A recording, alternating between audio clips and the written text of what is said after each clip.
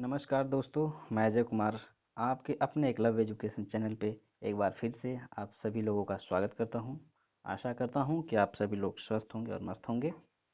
तो दोस्तों, जैसा कि आज का ये क्वेश्चन मैं लिया हूं हिंदी साहित्य के इतिहास से तथा आदिकालीन साहित्य की प्रमुख प्रवृत्तियां हैं। तो ये वन लाइनर क्वेश्चंस हैं। तो आइए देखते हैं। प्रश्न नंबर पहला है, हिंदी साहित्य के इतिहास लेखन की परंपरा का सूत्रपात किसने किया? तो किसने किया? गार्सा दत्ताशी ने किया था। हिंदी साहित्य के इतिहास का लेखन सर्वप्रथम किस भाषा में हुआ था? तो फ्रेंच में हुआ था, जो गार्सा दत्ताशी ने किया था। और इनकी रचना थी द इस्तवार ला लेतुर एंदोई हिंदुस्तानी, इनकी रचना थी। अगला प्रश्न है, हिंदुस्तानी साहित्य का इतिहास लिखने वाले गार्सा दत्ताशी किसके विद्वान थे? मतलब ये कहाँ के विद्वान थे? तो ये फ्रांसीसी विद्वान थे, जो फ्रांस के थे। अगला प्रश्न है, कालाक्रमानुसार लिखा गया हिंदी साहित्य का प्रथम इतिहास ग्रंथ है। तो इन्हीं का है the modern vernacular literature of Hindustan. तो यह जॉर्ज ग्रियर्सन जी की रचना है, the modern vernacular literature of Hindustan. अगला प्रश्न देखते हैं, इस्तवार द लालेतीतुर हिंदुई हिंदुस्तानी नामक हिंदी साहित्य के इतिहास ग्रंथ के लेखक का नाम क्या है? तो इसके लेखक का नाम गार्सा दत्ताशी है, जो फ्रेंच भाषा में लिखे थे। अगला प्रश्न है, हिंदी का प्रथम व्याकरण लिखने वाले विद्वान हैं। तो हिंदी के प्रथम व्याकरण लिखने वाले विद्वान जेसुआ केटलर जी हैं। अगला प्रश्न है, हिंदी साहित्य के इतिहास को व्यवस्थित रूप देने का श्रेय जाता है। तो हिंदी साहित्य का व्यवस्थित रूप देने का श्रेय आचार्य रामचंद्र शुक्ल जी को जाता है। अगला प्रश्न देखते हैं, रामचंद्र शुक्ल का हिंदी साहित्य का इतिहास मूलतः किस कृति की भूमिका के रूप में लिखा गया? तो यह हिंदी शब्द सागर की भूमिका पर लिखा गया। अगला प्रश्न देखते हैं, आचार्य रामचंद्र शुक्ल द्वारा रचित हिंदी साहित्य का इतिहास का प्रकाशन कब हुआ था? तो 1929 में इसका प्रकाशन हुआ था। अगला प्रश्न है, आंग्ल भाषा में लिखा गया हिंदी साहित्य का इतिहास स्केच ऑफ हिंदी लिटरेचर के लेखक हैं। तो स्केच ऑफ हिंदी लिटरेचर के लेखक कौन है? पादरी एडसिन ग्रिव्स, जो आंग्ल भाषा में लिखा गया है। तो ये पादरी एडसिन ग्रिव्स के द्वारा लिखा गया है। अगला प्रश्न है, ग्रियर्सन कृत the modern vernacular literature of Hindustan का हिंदी अनुवाद किसने किया? तो modern vernacular literature of Hindustan का हिंदी में अनुवाद डॉक्टर किशोरीलाल गुप्त जी ने किया था। अगला प्रश्न देखते हैं, किस लेखक के इतिहास ग्रंथ में सर्वप्रथम हिंदी साहित्य का काल विभाजन मिलता है? तो हिंदी साहित्य का काल विभाजन जॉर्ज ग्रियर्सन जी की साहित्य में मिलता है सर्वप्रथम। अगला प्रश्न है, किस साहित्य इतिहास के लेखक ने काल विभाजन में कवियों के नाम का सर्वाधिक उपयोग किया? तो मिश्र बंधुओं ने किया था, मिश्र बंधुओं ने। अगला प्रश्न है, मिश्र बंधु विनोद नामक हिंदी साहित्य के इतिहास लेखकों के नाम हैं। तो जो मिश्र बंधु विनोद थे, ये 3 भाई थे। तो इनमें तीनों भाइयों के नाम क्रमशः हैं गणेश बिहारी मिश्र, श्याम बिहारी मिश्र और सुखदेव बिहारी मिश्र। अगला प्रश्न देखते हैं, मिश्र बंधु विनोद का चौथा भाग कब प्रकाशित हुआ? तो चौथा भाग 1934 में प्रकाशित हुआ था। ऑप्शन नंबर, इसमें ऑप्शन तो है नहीं, तो ये 1934 ईस्वी में हुआ था। अगला प्रश्न है, मिश्र बंधु विनोद कितने भागों में प्रकाशित हुआ? तो यह 4 भागों में प्रकाशित हुआ था। अगला प्रश्न है, मिश्र बंधुओं ने परिवर्तन काल की समय सीमा का निर्धारण किया है। तो कितने से कितने तक किया है? संवत 1890 से संवत 1925 ईस्वी क्रमी संवत तक। अगला प्रश्न है, आचार्य रामचंद्र शुक्ल ने प्रथम उत्थान का समय कब से कब निर्धारित किया है? तो आचार्य रामचंद्र शुक्ल जी प्रथम उत्थान का समय 1868 से 1893 ईस्वी तक निर्धारित किया है। अगला प्रश्न है, आचार्य रामचंद्र शुक्ल ने हिंदी साहित्य का इतिहास की आधुनिक गद्य साहित्य परंपरा का प्रवर्तन के अंतर्गत प्रथम उत्थान की कालावधि निर्धारित की है। तो प्रथम उत्थान की कालावधि कितने तक निर्धारित किया है आचार्य रामचंद्र शुक्ल जी ने? 1925 से 1950 विक्रमी संवत तक। दोस्तों यह वन लाइनर क्वेश्चन है जो आपकी परीक्षा में काफ़ी मदद करेगा, तो ये आप लोग कम से कम 2-3 बार देख लीजिए, पूरा कंठस्थ हो जाएगा। तो अगला प्रश्न देखते हैं। आचार्य रामचंद्र शुक्ल ने द्वितीय उत्थान का समय कब से कब तय किया है? तो द्वितीय उत्थान का समय 1893 से 1918 तक तय किया है। अगला प्रश्न है, काशी नागरी पचाड़ी सभा की स्थापना कब हुई थी? तो काशी नागरी पचाड़ी सभा की स्थापना 1893 ईस्वी में हुआ था। अगला प्रश्न है, फोर्ट विलियम कॉलेज की स्थापना हुई थी? तो फोर्ट विलियम कॉलेज की स्थापना 1800 ईस्वी में हुआ था। अगला प्रश्न देखते हैं, सदल मिस्र की भाषा की विशेषता क्या है? तो सदल मिस्र की भाषा की विशेषता है पूर्वीपन है इनकी भाषा की विशेषता। अगला प्रश्न है, रानी केतकी की कहानी के लेखक हैं? रानी केतकी कहानी के लेखक इंशाअल्लाह खां हैं। सुख सागर का विषय है? तो सुख सागर का विषय क्या है? विष्णु पुराण के उपदेशात्मक प्रसंग। अगला प्रश्न है, भाषा योग वशिष्ठ के लेखक हैं? तो भाषा योग वशिष्ठ के लेखक राम प्रसाद निरंजनी हैं। खड़ी बोली की पहली रचना है? खड़ी बोली की पहली रचना है नासिकेत उपाख्यान, ये सदल मिश्र जी की रचना है। गोरा बादल की कथा किसके द्वारा रचित है? तो गोरा बादल की कथा जटमल जी की रचना है। अगला प्रश्न देखते हैं, खड़ी बोली में जो खड़ी शब्द है, खड़ी बोली में जो खड़ी शब्द है उसका सर्वप्रथम प्रयोग किसने किया था? तो इनका सर्वप्रथम प्रयोग सदल मिश्र जी ने किया था। अगला प्रश्न है, खड़ी बोली का पहला प्रयोग किसके द्वारा किया गया? तो खड़ी बोली का प्रयोग सर्वप्रथम जॉन गिलक्राइट्स के द्वारा किया गया था। अगला प्रश्न है, आधुनिक हिंदी साहित्य के इतिहास में राजा द्वय के नाम से विख्यात 2 रचनाकार हैं? तो एक तो है राजा लक्ष्मण सिंह और दूसरे हैं राजा शिव प्रसाद सितारे हिंद। ये दोनों लोग हिंदी साहित्य के इतिहास में राजा द्वय यानी 2 राजाओं के नाम से विख्यात रचनाकार हैं। अगला प्रश्न है, हिंदी साहित्य के प्रथम गद्यकार हैं? तो हिंदी साहित्य के प्रथम गद्यकार कौन हैं? तो लल्लू लाल जी हैं। अब देखते हैं कुछ प्रश्न हैं, भक्ति काल की प्रमुख रचनाएं एवं रचनाकार। तो पहला देखते हैं, ग्रंथ साहिब में संकलित नानक देव जी हैं और बानी रैदास जी की है और रत्न खान ज्ञानबोध मलुकदास की है, सुंदर विलाप सुंदरदास जी की है, बीजक कबीरदास जी की है। तो यह इन लोगों की रचनाएं थीं। आगे देखते हैं सूफी काव्य में। तो सूफी काव्य में रचना है हृप मंजरी के रचनाकार हैं नंददास।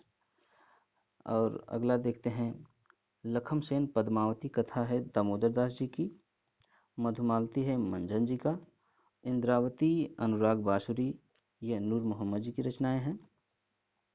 अगला प्रश्न देखते हैं, चित्रावली उस्मान जी की रचना है, पद्मावत अखरावट आखिरी कलाम मलिक मोहम्मद जायसी जी की रचना है, माधवानंद काम कंदला यह आलम जी की रचना है, ज्ञान दीपक शेख नबी जी की रचना है। आगे देखते हैं, परमानंद सागर। तो परमानंद सागर रचना परमानंद दास जी का है। फुटकल पद गोविंद स्वामी जी की है। युगल शतक श्री भट्ट जी की रचना है।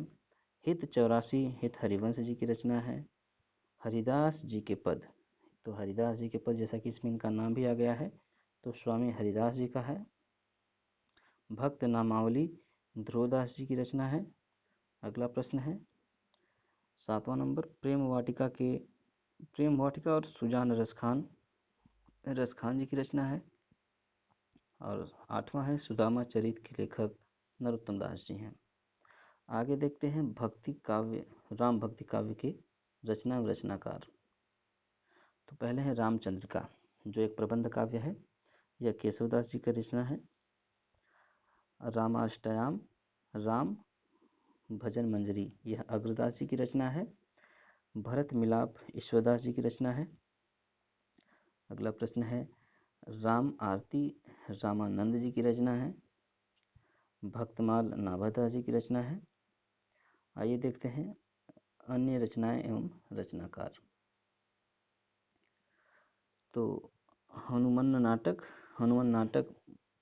बलभद्र मिश्र जी का है। और शत प्रश्नोत्तरी मनोहर कवि जी की रचना है। रुक्मणी मंगल छप्पै नीति महापात्र नरहरि बंदीजन की रचना है। माधवानल कामकंदला आलम जी की रचना है। काव्य कल्पद्रुम सेनापति जी की रचना है। रस रतन पुहकर कवि जी की रचना है। और पंच सहेली छीकर जी की रचना है। आगे प्रश्न देखते हैं। फिर से वन लाइनर प्रश्न उत्तर आ गया। हिंदी साहित्य के प्रारंभिक काल को किस विद्वान ने वीरगाथा काल नाम दिया? तो हिंदी साहित्य के प्रारंभिक काल को वीरगाथा काल नाम आचार्य रामचंद्र शुक्ल जी ने दिया था। आदिकाल को प्रारंभिक काल नाम किसने दिया? तो आदिकाल को प्रारंभिक काल नाम मिश्र बंधुओं ने दिया।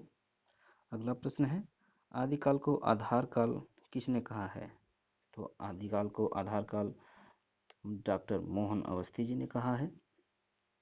अगला प्रश्न है किस साहित्य इतिहासकार ने अपने इतिहास ग्रंथ में हिंदी के गद्य साहित्य को गद्य का आविर्भाव, गद्य का प्रवर्तन, गद्य का प्रसार और गद्य की वर्तमान गति नामक खंडों में विभक्त करके विवेचित किया है? तो किन्होंने किया है? तो आचार्य रामचंद्र शुक्ल जी ने किया है। अगला प्रश्न देखते हैं रामचंद्र शुक्ल ने हिंदी का आरंभ कब से माना है? तो रामचंद्र शुक्ल जी हिंदी का आरंभ संवत 1050 से माना है। अगला प्रश्न है डॉक्टर रामकुमार वर्मा ने हिंदी साहित्य का आरंभ कब से माना है? तो रामकुमार वर्मा जी हिंदी साहित्य का आरंभ 693 ईस्वी से माना है। अगला प्रश्न है बौद्ध धर्म से जुड़े हुए साहित्य की भाषा है? तो बौद्ध धर्म के समय पाली भाषा प्रचलित थी, तो यह पाली भाषा से संबद्ध है। अगला प्रश्न है अपभ्रंश प्रभावित हिंदी रचना सी है तो किसकी है? तो भारतेश्वर बाहुबली राज से संबंधित है। अगला प्रश्न है 11वीं शताब्दी में रचित लोक भाषा काव्य है? तो 11वीं शताब्दी में रचित ढोला मारूरा दोहा है। अगला प्रश्न है अपभ्रंश शब्द का सबसे पहले उल्लेख किसने किया है? अपभ्रंश शब्द का सर्वप्रथम उल्लेख पतंजलि ने किया है। अगला प्रश्न है अवहट्ट भाषा से तात्पर्य है? तो अवहट्ट भाषा से तात्पर्य ग्रामीण अपभ्रंश से है। अवहट्ट में शिक्षा शब्द के लिए कौन सा रूप मिलता है? तो अवहट्ट में शिक्षा शब्द से संबंधित रूप मिलता है शिक्षा। तो शिक्षा को अवहट्ट भाषा में शिक्षा कहते हैं। अगला प्रश्न देखते हैं राहुल सांकृत्यायन के अनुसार चर्या गीत और दोहा कोश की रचना करने वाले प्रथम बौद्ध सिद्ध थे। तो प्रथम बौद्ध सिद्ध कौन है? राहुल सांकृत्याय के अनुसार जो चर्या गीत और दोहा कोश की रचना करने वाले हैं तो ये सरहपा हैं या सरहपात कह लीजिए। अगला प्रश्न है अधिकांश साहित्य इतिहासकारों के अनुसार हिंदी के प्रथम कवि हैं? तो अधिकांश हिंदी साहित्य के इतिहासकार मानते हैं कि सरहपा हिंदी साहित्य के प्रथम कवि हैं। अगला प्रश्न है हिंदी के किस इतिहासकार ने तो अगला प्रश्न देखते हैं हिंदी के किस इतिहासकार के मतानुसार शालिभद्र सूरी हिंदी के प्रथम कवि हैं? तो किनके अनुसार शालिभद्र सूरी हिंदी के प्रथम कवि माने जाते हैं? तो गणपति चंद्र गुप्त जी के अनुसार ये हिंदी के प्रथम कवि हैं। सिद्धों में सबसे पुराने कौन थे? तो सिद्धों में सबसे पुराने सरहपा थे। अगला प्रश्न है सरहपा को हिंदी का प्रथम कवि किसने माना है? तो राहुल सांकृत्यायन जी ने माना है। स्वयंभू को हिंदी का प्रथम कवि माना है? तो स्वयंभू जी को हिंदी का प्रथम कवि डॉक्टर राम कुमार वर्मा जी ने माना है। अगला प्रश्न है सहजयान के प्रवर्तक हैं, तो सहजयान के प्रवर्तक कौन हैं? तो सरापा जी हैं। अगला प्रश्न देखते हैं, आचार्य हजारी प्रसाद द्विवेदी के ने अपभ्रंश को क्या कहा है? तो हजारी प्रसाद द्विवेदी जी अपभ्रंश को पुरानी हिंदी कहा है। अगला प्रश्न है, प्राकृताभास हिंदी से आशय है, तो प्राकृताभास हिंदी से आशय है, अपभ्रंश से है। अगला प्रश्न है, 10वीं से 14वीं शताब्दी के साहित्य को जिस विद्वान ने आदिकाल के अंतर्गत रखा तो वो कौन है? तो वे हजारी प्रसाद द्विवेदी जी हैं। अगला प्रश्न है, अपभ्रंश को पुरानी हिंदी सर्वप्रथम किसने कहा है? तो अपभ्रंश को पुरानी हिंदी सर्वप्रथम चंद्रधर शर्मा गुलेरी जी ने कहा है। अगला प्रश्न देखते हैं, अपभ्रंश का वाल्मीकि किसे कहा जाता है? तो अपभ्रंश का वाल्मीकि स्वयंभू जी को कहा जाता है। अगला प्रश्न देखते हैं, किस ग्रंथ में लिखा गया है कि अग्नि परीक्षा के बाद सीता जैन धर्म में दीक्षित हो जाती हैं? तो पौमचरियु में लिखा गया है कि अग्नि परीक्षा के बाद सीता जैन धर्म में दीक्षित हो जाती हैं। अगला है प्रश्न, कौन सा ग्रंथ लौकिक चरित काव्य माना जाता है? तो कौन सा वह ग्रंथ है जो लौकिक चरित काव्य माना जाता है? तो भविष्यत कहाँ है जिसे चरित काव्य कहा जाता है। अपभ्रंश का भवभूति माना जाता है, तो अपभ्रंश का भवभूति किसे माना जाता है? पुष्पदंत को। अगला प्रश्न है, महापुराण के रचनाकार हैं, तो महापुराण के रचनाकार कौन हैं? तो पुष्पदंत जी हैं। अगला प्रश्न देखते हैं, खड़ी बोली में सबसे पहले काव्य सृजन करने वाले कवि हैं, तो खड़ी बोली में सबसे पहले काव्य सृजन करने वाले कवि अमीर खुसरो जी हैं। अगला प्रश्न देखते हैं, मुकरी लिखने का सर्वप्रथम प्रयास किस कवि ने किया था? तो अमीर खुसरो जी ने ही लिखा था मुकरी। और अगला प्रश्न देखते हैं, अमीर खुसरो की पहेलियों तथा मुकरियों का उद्देश्य क्या था? तो इनके मुकरियों और पहेलियों का उद्देश्य मनोरंजन के माध्यम से लोक व्यवहार की शिक्षा था। अगला प्रश्न देखते हैं, शिलांकृत कृति है, तो शिलांकृत कृति राउरबेल है। अगला प्रश्न है, व्याकरण ग्रंथ के रूप में प्रतिष्ठित है, व्याकरण ग्रंथ के रूप में उक्ति व्यक्ति प्रकरण व्यवस्थित है। आदिकाल की भाषा है, तो आदिकाल की भाषा ब्रज भाषा है। अगला प्रश्न है, चारण साहित्य किस साहित्य का दूसरा नाम है? तो रासो साहित्य का नाम दूसरा है चारण साहित्य। रासो किस ग्रंथ में लिखे गए हैं? तो रासो ग्रंथ किस भाषा में लिखे गए हैं? तो यह ब्रज भाषा में लिखा गया है। अगला प्रश्न देखते हैं, वीरगाथा कालीन रासो काव्यों में किस विषय का वर्णन नहीं है? तो वीरगाथा काल के समय जो रासो काव्य हैं उनमें कृष्ण लीला का प्रतिपादन नहीं मिलता है। अगला प्रश्न है, हिंदी साहित्य के 700 से 1400 ईस्वी के कालखंड को ग्रियर्सन ने क्या नाम दिया? तो हिंदी साहित्य के 700 से 1400 ईस्वी के कालखंड को ग्रियर्सन जी ने चारण काल कहा है। अगला प्रश्न है, विशलदेव रासों में किस शैली का प्रयोग किया गया है? तो विशलदेव रासों में गेय पद का विशेषता है, गेय शैली का प्रयोग किया गया है। अगला प्रश्न देखते हैं, विशलदेव रासों के रचनाकार कौन है? तो विशलदेव रासों के रचनाकार नरपति नाल है। राजमती से रूठकर विशलदेव कहाँ गया था? तो राजमती से रूठकर विशलदेव उड़ीसा गया था। अगला प्रश्न है, किस रासो ग्रंथ को आल्हखंड के नाम से जाना जाता है? तो किस रासो ग्रंथ को आल्हखंड के नाम से जाना जाता है? तो जगनिक रचित परमाल रासो को आल्हखंड के नाम से जाना जाता है। अगला प्रश्न है, उत्तर प्रदेश में आल्हखंड के नाम से कौन सा काव्य प्रचलित है? तो परमाल रासो यूपी में आल्हखंड के नाम से प्रचलित है। अगला प्रश्न है, आल्हा और उदल के चरित्र को वीर गीतात्मक काव्य के रूप में रचने वाले कवि हैं? तो ये जगनिक हैं जिन्होंने आल्हा और उदल के चरित्र को वीर गीतात्मक काव्य के रूप में रचने का कार्य किया है। अगला प्रश्न देखते हैं, आल्हा और उदल किस राजा के सामंत थे? तो आल्हा और उदल परमाल राजा के सामंत थे। अगला प्रश्न है 12 बरिस ले कुकर जिए और 13 ले जिए सियार, बरिस 18 छत्री जिए आगे जीवन को धिक्कार।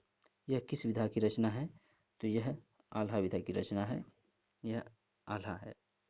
अगला प्रश्न है वीर गाथा काल के प्रसिद्ध प्रबंध काव्य का नाम है। तो वीर गाथा के काल के प्रसिद्ध प्रबंध काव्य का नाम पृथ्वीराज रासो है, जिसके लेखक चंद्रबरदाई जी हैं। अगला प्रश्न देखते हैं पृथ्वीराज किसके प्रति अनुरक्त थे? तो पृथ्वीराज संयोगिता के प्रति अनुरक्त था। अगला प्रश्न है पृथ्वीराज रासो में पृथ्वीराज के पिता हैं। तो पृथ्वीराज रासो में पृथ्वीराज के पिता सोमेश्वर जी हैं। अगला प्रश्न है खुमान रासो के रचयिता हैं। तो खुमान रासो के रचयिता जगनिक हैं। खुमान रासो के रचयिता दलपति विजय भी दिया है, हमारे हिसाब से तो खुमान रासो के जगनिक ही हैं। अगला प्रश्न देखते हैं संवत 1050 से 1375 की कालावधि में लिखे गए हिंदी साहित्य का वीरगाथा काल के रूप में नामकरण किसने किया है? तो इसका नामकरण आचार्य रामचंद्र शुक्ल जी ने किया है। अगला प्रश्न है आदिकाल की रचना है। तो आदिकाल की रचना विद्यापति पदावली है। अगला प्रश्न देखते हैं आदिकालीन साहित्य का प्रमुख रस है। तो आदिकालीन साहित्य का प्रमुख रस वीर रस है। अगला प्रश्न है विद्यापति ने कुल कितने ग्रंथों की रचना किए हैं? तो इन्हें माना जाता है कुल 14 ग्रंथों की रचना किए हैं। अगला प्रश्न है विद्यापति किस रचना के आधार पर मैथिल कोकिल कहलाए? तो पदावली के आधार पर मैथिल कोकिल कहलाए। अगला प्रश्न है देसिल बयाना सब जन मिठा, यह प्रसिद्ध उक्ति किसने कही? तो यह विद्यापति की प्रसिद्ध उक्ति है। किस कवि को अभिनय जयदेव के नाम से जाना जाता है? तो विद्यापति जी को अभिनय जयदेव के नाम से जाना जाता है। अगला प्रश्न देखते हैं नाथ पंथ के प्रणेता कौन है? तो नाथ पंथ के प्रणेता आदिनाथ जी हैं। अगला प्रश्न है नाथ पंथ संप्रदाय में हठ योग का क्या अर्थ है? तो नाथ संप्रदाय में हठ योग का जो ह का अर्थ होता है वो सूर्य और ठ का अर्थ है चंद्र, दोनों का योग, यानी सूर्य और चंद्र दोनों का योग होता है। अगला प्रश्न है हठ योग का उपदेश किसने दिया था? तो हठ योग का उपदेश गोरखनाथ जी ने दिया था। अगला प्रश्न देखते हैं सिद्धों की साधना में शून्य का पूरक तत्व था। तो सिद्धों की साधना में शून्य का पूरक तत्व वज्र था। अगला प्रश्न है सिद्ध कवियों द्वारा प्रयुक्त भाषा को क्या कहा जाता है? तो सिद्ध कवियों द्वारा प्रयुक्त भाषा को संधा कहा जाता है। तो दोस्तों आज के लिए बस इतना ही।